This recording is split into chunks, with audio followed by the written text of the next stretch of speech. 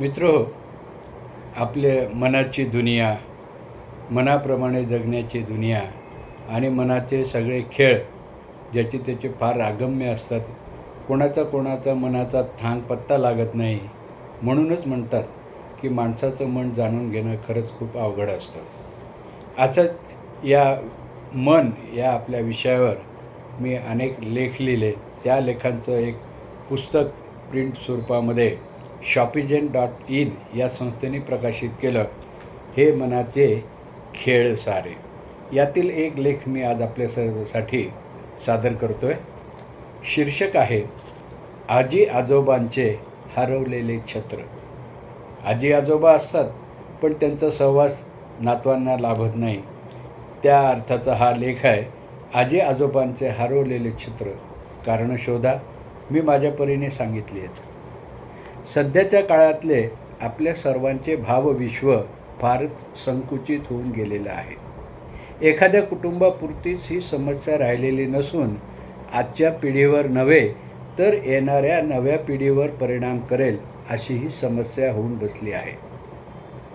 कुटुंबात वडीलधाऱ्या माणसांचे नसणे, त्यातही आजी आजोबांचे नसणे ही ती समस्या आहे. आजी आजोबांचे हरवलेले छत्र असे मी म्हणणार नाही, पण एक गोष्ट नाकारता येत नाही की आजकालच्या उमलत्या पिढीला भावनिक आधार देऊ शकणाऱ्या आजी आजोबांच्या सहवासाला ही पिढी मुकली आहे. हे मात्र खरं. हे मायेचे छत्र हरवलेले नसून ते दुरावलेले आहे असे मी म्हणू इच्छितो. आजी आजोबा सहजपणे घराघरात का दिसून येत नाहीत? याची कारणे वरकरणी जी दिसतात ती प्रत्यक्षात तशी नसतात. हे असे होण्याच्या कारणांना अनेक कंगोरे आहेत, अनेक अँगल आहेत.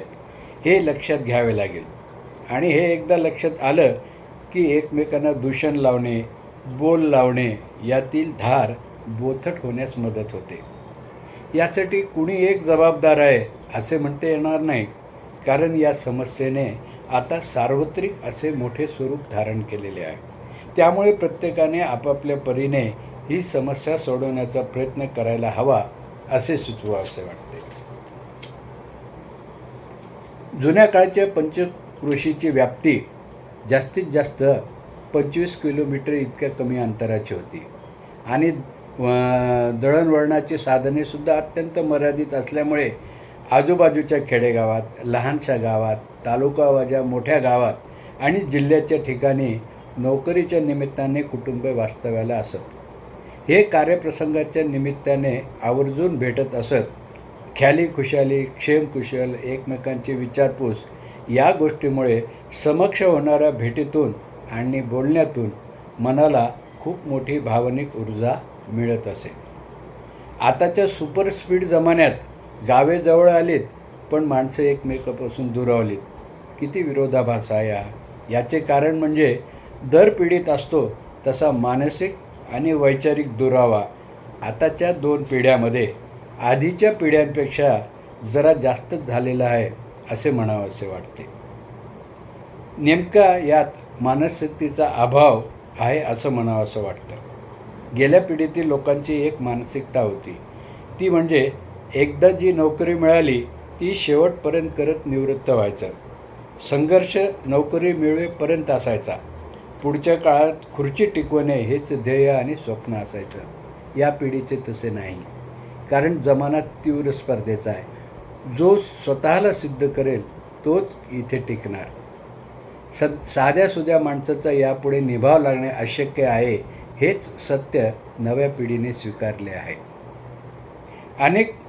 मग अशा कुटुंबातील मुलांना वृक्ष आणि कोरड्या जगण्यात आपल्या हक्काच्या असलेल्या आजी आजोबांच्या प्रेमाचे आणि मायेचे छत्र कसे मिळणार? अनेक कुटुंबात असे दिसून येईल की नोकरी करणाऱ्या जोडप्यांची अपेक्षा असते आणि गरज असते की आपल्या आईबाबांनी स्वतःचे गावाकडचे घर सोडून इकडे यावे, म्हणजे एकत्र राहता येईल आणि आमच्या मुलांना आजी आजोबाचे प्रेम मिळेल, कारण सहवासाने प्रेम वाढते. ही तर खरीच गोष्ट आहे. पण एक बाजू अशी समंजसपणा दाखवित असेल तर नेमक्या अशा वेळी मोठ्या माणसाचा इगो जागा होतो. ते म्हणतात, आम्ही आमचे गाव आणि घर सोडून येणार नाही. कारण तुमच्याकडचा दरवाजा बंद संस्कृती यामध्ये आमचा दमकुंडी होते. आपली ही भूमिका ताठरपणे घेण्यात यांना काय आनंद मिळतो हे सांगणे कठीण आहे. आणि यांनी जर आपल्या मानसिकतेत लवचिकपणा आणायचाच नाही असे ठरवले तर गैरसमज इतक्या पराकोटीचे होऊन बसतात की त्यावर मलमपट्टी करणे अवघड होऊन जाते. यामुळे काय होतं की परिवारातील मुले आईबाबांच्या सहवासाला तर नोकऱ्यांमुळे आधीपासून मुकलेली असतात. त्यात भर पडते ज्या घरात आजोबा आहेत त्या प्रेमाच्या सावलीत राहायला मिळत नाही. ज्या घरात आजोबा आहेत त्या घरात नातवंड भलेही खुश असतील पण एकमेकांच्या सोबत असणाऱ्या मोठ्या माणसात सगळं काही आलबेल असेल याची कुठे शाश्वती आहे. कारण आपल्या मनातील अपेक्षा समोरच्याने ओळखून तसे वागले पाहिजे ही अपेक्षा पूर्ण होणे ही एक सर्वकालीन अवघड गोष्ट आहे. याच्याशी कुणी असहमत होईल असं मला वाटत नाही. अनेक कुटुंबातली नोकरी करणारी जोडपी कायम एकमेकावर रूढी करण्यात मग्न असतात. त्यांना भासवायचे असते आणि दाखवायचे असते जे काही काम आहे ते सगळ्यात जास्त मलाच आहे आणि तुम्ही कोणी माझे महत्त्व ओळखतसुद्धा नाही. आणि याची अपेक्षा काय की मी काही करणार नाही, कुणीतरी दुसऱ्याने करावे. याचा अतिरेकी परिणाम असा होतो की वडीलधारे माणसे वैतागून पुन्हा आपल्या गावाकडे जाण्याची तयारी करायला लागतात. वास्तवात त्यांचे मन इथे नातवंडात गुंतलेले असते. मुलांना जसा मोठ्यांचा सहवास प्रेम हवे असते तितकेच त्याची गरज मोठ्या माणसांनाही असते. लहान मुलांचा निरागस सहवास, निर्मळ स्वच्छ संवाद हे मोठ्यांच्या आयुष्यातले सर्वात प्रभावी जीवन संजीवक आहे. मित्रांनो, संधी आणि वेळ आहे त्या स्वरूपात साधायची असते. ती निसटून गेली असे म्हणून काहीच करायचे नाही हे मात्र फार वाईट. त्याऐवजी मोठ्या मनाने या कठीण वाटणाऱ्या भावनिक प्रश्नाची सोडवणूक आपण आपल्या सुखी आणि आनंदी जीवनासाठी केलीच पाहिजे. आजोबांचे छत्र अजिबात हरवलेले नाही, ते फक्त दुरावलेले आहे. गरज आहे ती पुन्हा जवळ आणण्याची. यासाठी आपल्या सगळ्यांना खूप खूप शुभेच्छा. हा लेख कसा वाटला आपले अभिप्राय कमेंट्स द्या आणि चॅनलला सबस्क्राईब करा. भेटूया नव्या एपिसोडमध्ये. नमस्कार.